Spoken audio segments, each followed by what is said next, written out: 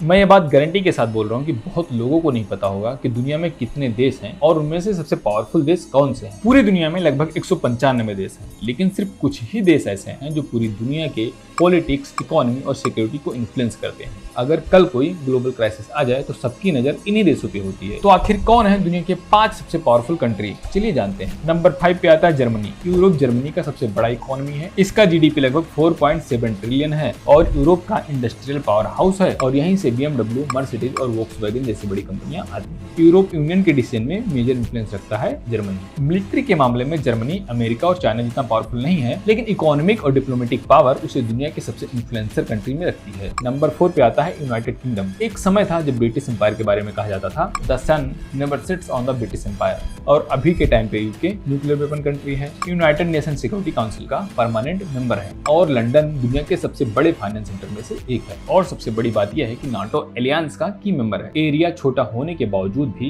UK का influence बहुत बड़ा है।